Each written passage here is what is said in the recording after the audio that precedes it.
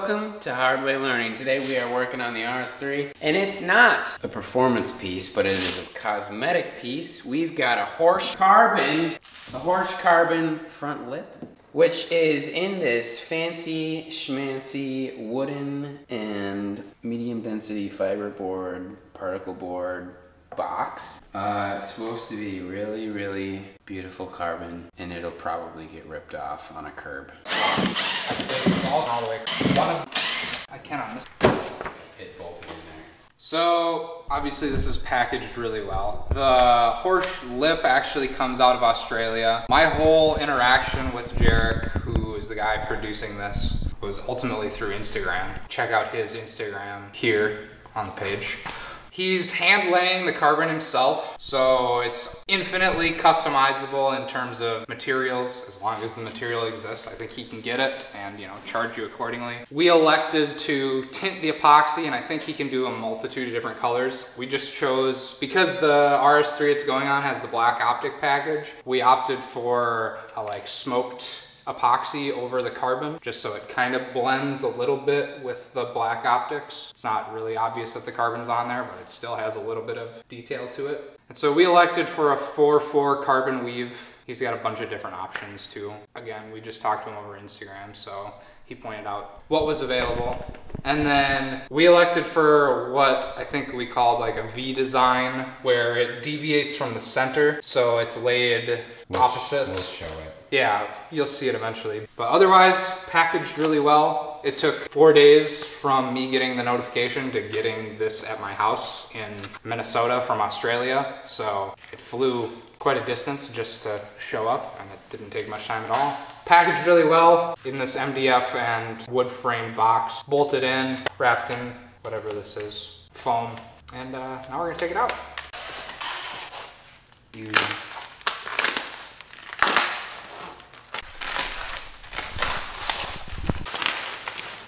It's like a big boomerang.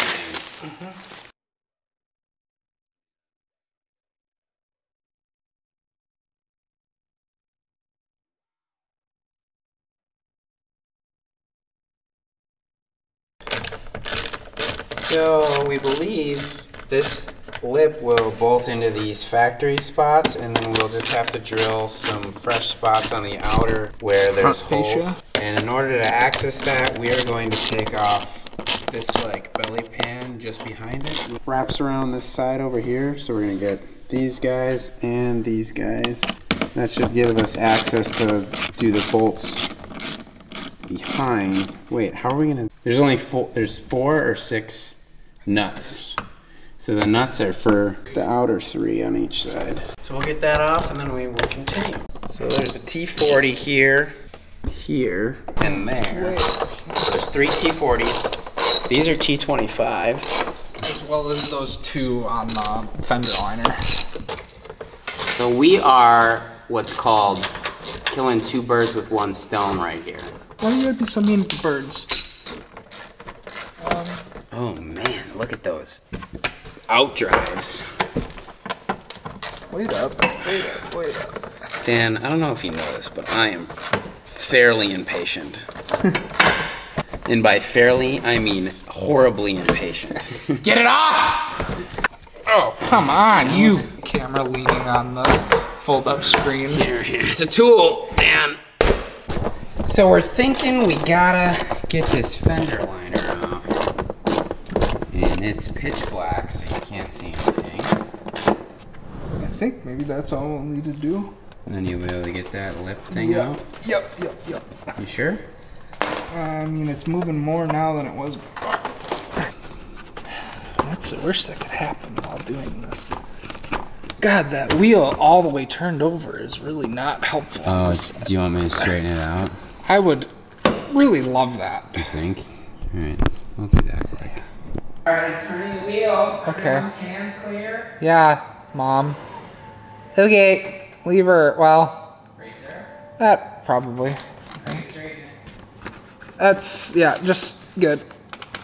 Actually go all the way. And then I might want you to come over here and kind of hold this fender liner back. You want me to start it? No, that is not what I was thinking. Whew. So we're almost gonna have to do the outside ones first. Oh yeah, you're right. It might have been easiest to just take the whole front fascia off. Ooh, that's scary though.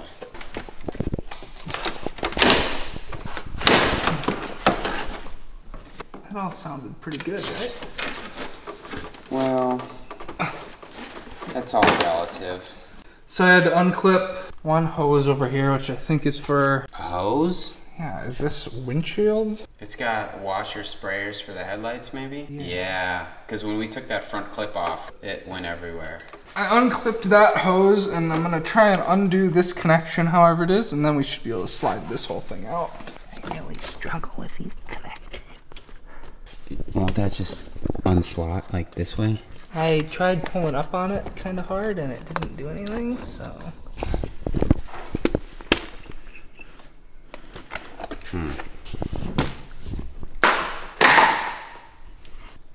Well, we could use 2 bolts to bolt it to the bumper section and then line up the holes for the actual nuts and bolts that are going to be on the outer section of the bumper. Yeah.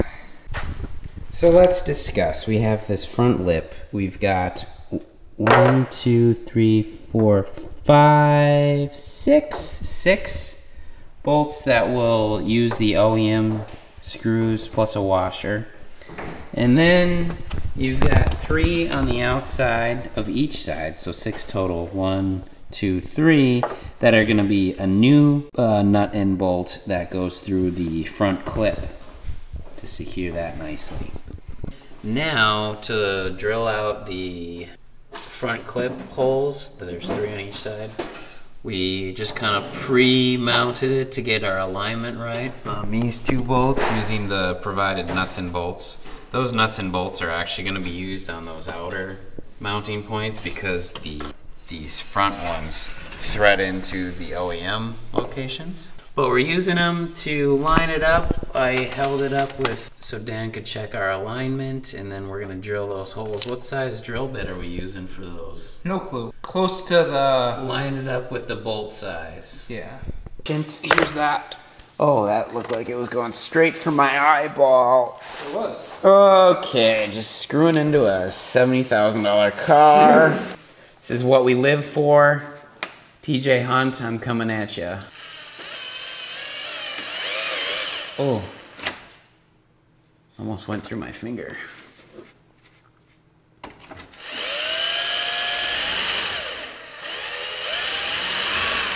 Okay. Daniel. Hi. I need a nut and a bolt. Oh. So as you can see, we are getting the outer bolts in. We're gonna take this guy out and then we'll use the OEM bolt because that'll secure here, here, there, there, there, there. And then we'll do the same thing on the other side. And then you'll have a dope front lip. How are things? Oh, they're, you know, snail's pace, Kyle.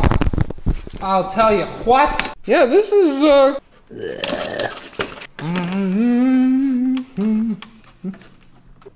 I think the clip needs to come off.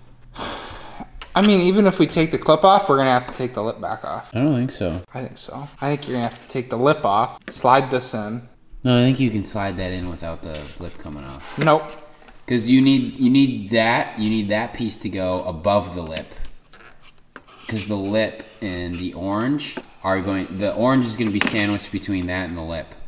Well, can still maybe try and tack. We got this beautiful front lip on. We opted to not use washers here because we were having issues getting enough threading on those screws. We thought we were gonna have to take the front clip off, but you can actually kind of bend everything down enough to get it on. So stay tuned, we're doing a turbo inlet on here. Also got a little bit of a car review coming your way. And we have Mega Squirt I installed on the Miata, which also included doing a wideband install and routing the map line and installing an intake air temperature sensor. So with that, hit the like, subscribe, share it, comment, tell us how stupid we are, how incompetent, and let us know what you like, what you don't like. Share it with your friends, your grandma, your sister, your brother, stepsister, stepbrother, stepmom, stepdad. Yeah, okay. Yeah, stepdad, sure. Anyways, until next time.